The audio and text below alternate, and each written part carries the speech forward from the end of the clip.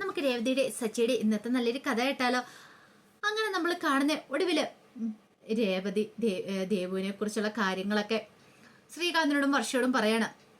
ദേവുവിന് വേണ്ടിയിട്ട് കല്യാണാലോചന ആൾക്കാർ തകൃതിയായിട്ട് നടത്തുന്നുണ്ട് സച്ചിയേട്ടൻ. പക്ഷേങ്കില് ദേവുവിന് അതൊന്നും ഇഷ്ടമില്ല. ദേവുവിന്റെ മനസ്സിൽ അവൻ മാത്രമാണ്.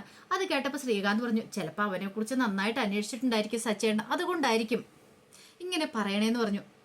എന്താണെങ്കിലും എനിക്കറിയില്ല ഇനി സച്ചിയുടെ കാര്യങ്ങളൊക്കെ പറഞ്ഞ് എങ്ങനെ മനസ്സിലാക്കാൻ പറ്റുമെന്ന്. അങ്ങനെ സംസാരിച്ചുകൊണ്ടിരിക്കുന്ന സമയത്ത് സച്ചി അങ്ങോട്ട് വരുന്നേ. സച്ചിനെ കണ്ടപ്പോൾ രേവതി ചോദിച്ചു, ആഹാ, സാധാരണഗതി വരുമ്പോ കുഞ്ഞനുജത്തിക്ക് എന്തേലുമൊക്കെ വാങ്ങിച്ചോണ്ടാണല്ലോ വരുന്നത്, ഇന്ന് എന്ത് പറ്റിയെന്ന് ചോദിച്ചു. ആര് പറഞ്ഞില്ലാന്ന് സച്ചി പെട്ടെന്ന് മറച്ചു പിടിച്ചിരിക്കുന്നേ, അത് നിങ്ങൾ കാണിച്ചു കൊടുക്കണം. എന്നിട്ട് വർഷയോട് പറഞ്ഞു. ഇതാന്നും പറഞ്ഞു വർഷയുടെ കയ്യിലേക്ക് കൊടുത്തു. വർഷയോർത്ത് എന്തെങ്കിലും സീഡ്സ് ഒക്കെ ആയിരിക്കും ഓർത്തു. തുറന്നു നോക്കാൻ പറഞ്ഞു. വർഷ തുറന്നു നോക്കി കഴിഞ്ഞപ്പോൾ കുഞ്ഞുടുപ്പ്. രേവതി ചോദിച്ചു, ഇതെന്താ ഉടുപ്പാണോ? അതെ, ഞാനേ വർഷയുടെ കുഞ്ഞിന് വേണ്ടിയിട്ട് നേരത്തെ വാങ്ങി വെച്ചിരുന്നാന്ന് പറഞ്ഞു. ആഹാ, ഇതൊക്കെ എന്തിനാ സച്ചേട്ടാ ഇപ്പൊ വാങ്ങിച്ചോണ്ട് വന്നേ? പിന്നെ ഇതൊക്കെ വാങ്ങിച്ചോണ്ട കൊടുക്കണം നമ്മൾ നേരത്തെ. അല്ല, ഇത് പെൺകുഞ്ഞിനുള്ള ഉടുപ്പാണല്ലോ.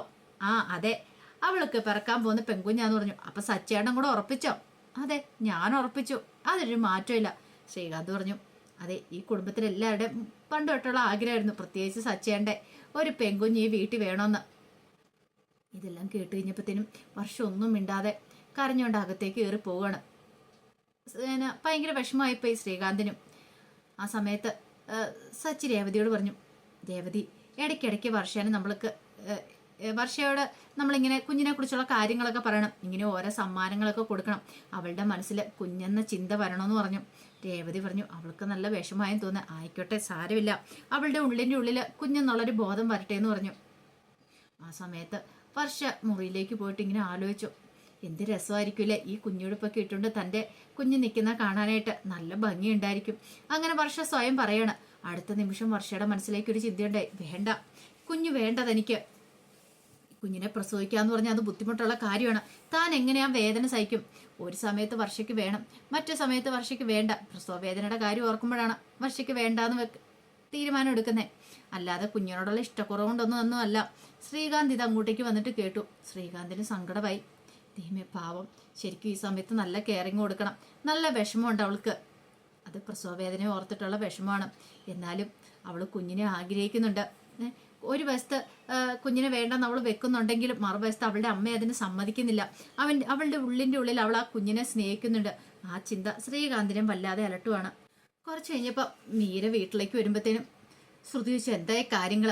അതെ, നീ കൊടുത്ത ഗിഫ്റ്റ് നിന്റെ അമ്മായിമ്മ വാങ്ങി വെച്ചിട്ടൊക്കെ ഉണ്ട്, പക്ഷെ ഇതിനായിട്ട് നിന്നെ വിളിച്ചില്ലോ, അതിനർത്ഥം അവരുടെ മനസ്സിലൊരു മാറ്റം ഇല്ലെന്നല്ലേ? ഓ, അത് ശരിയാ, പക്ഷെ ഒരു കാര്യമുണ്ട് ശ്രുതി, ആ ഗിഫ്റ്റ് അവിടെ ഇരിക്കുന്നോടെ അപകടമാണെന്ന് പറഞ്ഞു. അതെന്താ? ചിലപ്പോൾ അവർക്കെങ്ങാനും പണയം വെക്കാൻ തോന്നിയാലോ? അത് ശരിയായിട്ടുള്ള കാര്യമാണ്.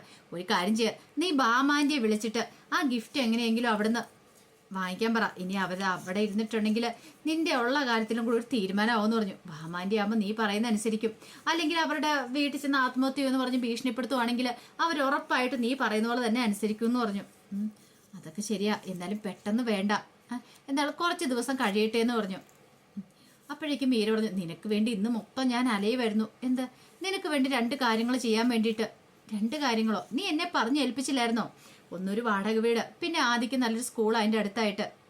അത് കേട്ടതും ശ്രുതി പറഞ്ഞു, അത് ശരിയാ, കാരണം ഈ സച്ചിൻ രേവതിയൊന്നും ആരും ചെല്ലാത്തടത്തേക്ക് വേണം, ആരും അറിയത്തില്ലാത്തടത്തേക്ക് വേണം ഇനി അവരെ മാറ്റാനായിട്ട്. എടി, അത് 2 ചായ ശരിയാക്കിയിട്ടുണ്ട്, ഒരു വാടക വീടും അതിൻ്റെ തൊട്ടടുത്തായിട്ടൊരു സ്കൂളും ഉണ്ടെന്ന് പറഞ്ഞു.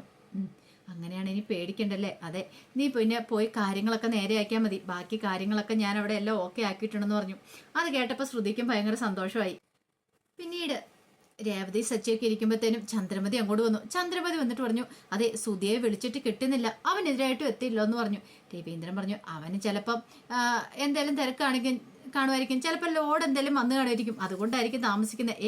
അങ്ങനെ എന്തേലും താമസിക്കുന്നുണ്ടെങ്കിൽ അവൻ വിളിച്ചു പറയേണ്ടതാ.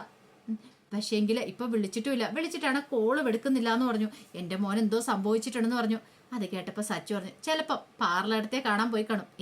എന്നോട് പറയാതെ അവൻ പോകത്തൊന്നുമില്ല, നിന്റെ സ്വഭാവം ഒന്നുമല്ല അവനെന്നൊക്കെ പറഞ്ഞു. സച്ചി ശ്രീകാന്തും കൂടെ ചിരിക്കുവാണ് അത് കേട്ട് കഴിഞ്ഞപ്പം. അപ്പോഴേക്കും ചന്ദ്രമ പറഞ്ഞു, രവിയേട്ട, അവൻ എവിടെയൊന്നും അറിയത്തില്ലോ, ഒന്ന് അന്വേഷിക്കാൻ പറഞ്ഞു. ഒടുവിൽ രവീന്ദ്രൻ എന്ത് ചെയ്തു, സച്ചിയോട് പറഞ്ഞു, എടാ സച്ചി, നീ ഒരു കാര്യം ചെയ്യുക, അവൻ്റെ കൂട്ടുകാരനെ ഒന്ന് വിളിച്ചു നോക്ക്. സച്ചി പിന്നീട് ആനന്ദിനെ വിളിക്കുകയാണ്. ആനന്ദേ, സുധി എങ്ങാനും കൂടെ ഉണ്ടോയെന്ന് ചോദിച്ചു. എൻ്റെ കൂടെ ഇല്ലല്ലോ എന്ന് പറഞ്ഞു. അല്ല, സുധി ഇങ്ങോട്ടേക്ക് വന്നിട്ടില്ല. അല്ല, അപ്പം നിങ്ങൾ സുധിയെ പോലീസ് സ്റ്റേഷനിൽ നിന്ന് ഇറക്കിയില്ലേ? സ്റ്റേഷനിൽ നിന്നോ? അതെന്താ സ്റ്റേഷനില? ആ അതെ, അവൻ സ്റ്റേഷനില. അവനെ അറസ്റ്റ് ചെയ്തായിരുന്നല്ലോ എന്ന് പറഞ്ഞു.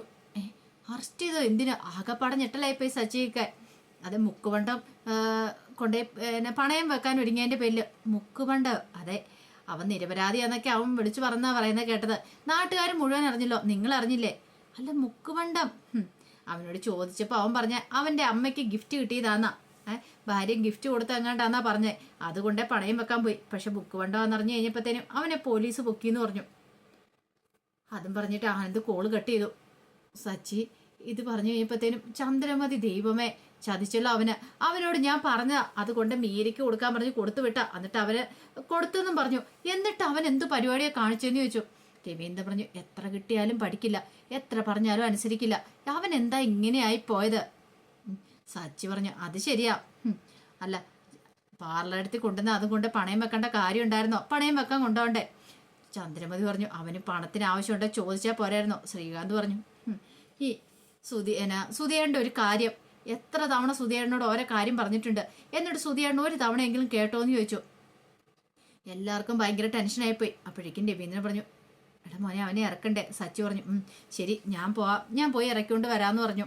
അപ്പോഴേക്കും രവീന്ദ്രൻ പറഞ്ഞു, ഞാനും കൂടെ വരാം. വേണ്ട അച്ഛൻ വരണ്ടാന്ന് പറഞ്ഞു. അപ്പോഴാണ് ചന്ദ്രമതിയുടെ പറച്ചില്, ആരും ഈ വീട്ടിൽ നിന്ന് പോകണ്ട, അവനെ ഇറക്കാനായിട്ട് ആരും പോകണ്ട. അമ്മേ, അവൻ കള്ളത്തരം പറഞ്ഞു. അവന് പൈസയ്ക്ക് ആവശ്യമുണ്ടെ പറയായിരുന്നു. അവൻ അവിടെ കിടക്കട്ടെ. എന്നോട് കള്ളത്തരം പറഞ്ഞവനല്ലേ? എന്നിട്ടോ അവനവിടെ കിടന്നാൽ മതി, ആരും അവനെ ഇറക്കണ്ടാന്ന് പറഞ്ഞു. അതും പറഞ്ഞ് ചന്ദ്രമതി അകത്തേക്ക് അങ്ങോട്ട് കയറിപ്പോയി. സച്ചിക്കൊക്കെ എന്ത് ചെയ്യണമെന്ന് അറിയണ്ടായിരുന്നില്ല. അങ്ങനെ സച്ചി മുറി വന്നിരിക്കുമ്പോഴത്തേനും രേവതി വന്നിട്ട് ചോദിച്ചു, സച്ചിയേട്ടൻ എന്താ തീരുമാനിച്ചിരിക്കുന്നേ? എനിക്ക് എന്ത് ചെയ്യണമെന്ന് അറിയില്ല രേവതി. സച്ചിയുടെ മനസ്സിലേക്ക് പല പല കാര്യങ്ങളും വരുവാണ്. നിനക്കറിയാലോ, കുഞ്ഞുനാളിലെ മുതൽ അവൻ ഓരോ തരികട പരിപാടികൾ ഇങ്ങനെ കാണിക്കും. ചിലതൊക്കെ കാണിച്ചിട്ട് അവസാനം കുറ്റം മൊത്തം എൻ്റെ തലക്കിലേക്ക് കെട്ടിവെക്കുകയും ചെയ്യും. അവൻ ചെയ്യുന്ന തെറ്റിനൊക്കെ ശിക്ഷ അനുഭവിച്ചുകൊണ്ടിരുന്ന ആൾ ഞാനായിരുന്നു. പക്ഷെ എന്നാലും എനിക്ക് അവനെ ഇഷ്ടമായിരുന്നു. കുഞ്ഞുനാളിലെ മുതൽ അങ്ങനെ തന്നെയായിരുന്നു പറഞ്ഞു. അത് കേട്ടപ്പോൾ രേവതി പറഞ്ഞു, എനിക്കറിയാം സച്ചേട്ടനും സുധിയും തമ്മിൽ പ്രശ്നങ്ങളൊക്കെ ഉണ്ടാവുമെങ്കിലും എന്തൊക്കെ പ്രശ്നങ്ങളുണ്ടായെന്ന് പറഞ്ഞാലും സച്ചേട്ടന് ജീവനാന്നുള്ള കാര്യം. സച്ചി പറഞ്ഞു, അതെ. അല്ല, അപ്പം ഇറക്കണ്ടേന്ന് ചോദിച്ചു. ഇറക്കണം എന്ന് ആഗ്രഹമുണ്ട്. ശരിക്കും 2 റം കൊടുക്കുക ചെയ്യേണ്ടതെന്ന് പറഞ്ഞു. അല്ല, SI കൊടുത്ത് കാണുമോ? അങ്ങനെയൊന്നും കൊടുക്കത്തൊന്നും ഇല്ലായിരിക്കും എന്ന് പറഞ്ഞു. അല്ല, സച്ചേട്ടൻ വിളിച്ചു പറ 4 കൊടുക്കാനായിട്ട്, എത്ര കിട്ടിയാലും പഠിക്കില്ലോ എന്നൊക്കെ പറഞ്ഞു. സച്ചി പറഞ്ഞു, എന്ത് ചെയ്യാനാ, കൂടപ്പറപ്പായി പോയില്ലേ. അവൻ എന്നോട് എന്തൊക്കെ ചെയ്തെന്നല്ല, പക്ഷെ എനിക്ക് അവനോട് അങ്ങനെ ചെയ്യാൻ പറ്റില്ല എന്ന് പറഞ്ഞു. സച്ചിയുടെ കണ്ണൊക്കെ നിറഞ്ഞു വന്നു. സച്ചിക്ക് ഭയങ്കര വിഷമമുണ്ടായിരുന്നു. ചിലപ്പോൾ അവൻ ഓർക്കുന്നുണ്ടായിരിക്കും ഇവിടുന്ന് ആരെയും ചെന്നില്ലല്ലോ എന്ന്. അവനിപ്പോൾ ഫുഡ് പോലും കഴിച്ച് കാണത്തില്ല, സെല്ലിനകത്ത് കിടക്കുമായിരിക്കും. എനിക്കത് ചിന്തിക്കാൻ പറ്റില്ല രേവതി എന്ന് പറഞ്ഞു. ഒരു കാര്യം ചെയ്യാം, ആരോടും പറയണ്ട, ഞാനന്ന് സ്റ്റേഷനിൽ വരെ പോകാമെന്ന് പറഞ്ഞു. അങ്ങനെ സച്ചി സുധിയെ കാണാനായിട്ട് സ്റ്റേഷനിലേക്ക് ചെല്ലുവാണ്. ചെന്ന് കഴിഞ്ഞപ്പോൾ സെല്ലിനകത്ത് കിടക്കുവാണ് സുധി. സച്ചിയെ കണ്ടു കഴിഞ്ഞപ്പോഴത്തേനും പെട്ടെന്ന് സെല്ലിൻ്റെ അരിയിലേക്ക് വരുവാണ്. സച്ചിയുടെ മുഖത്തേക്ക് സങ്കടത്തോടു കൂടി നോക്കുക. അതിൻ്റെ കഥകളൊക്കെയാണ് നമ്മൾ കാണുന്നത്. ഇതിൻ്റെ ബാക്കി വിശേഷങ്ങളുമായിട്ട് വൈകുന്നേരത്തെ പ്രമോയി വരാട്ടോ. ഒരിക്കൽ കൂടി എല്ലാവർക്കും ശുഭദിനം നേർന്നുകൊണ്ട് നിർത്തുന്നു. നന്ദി.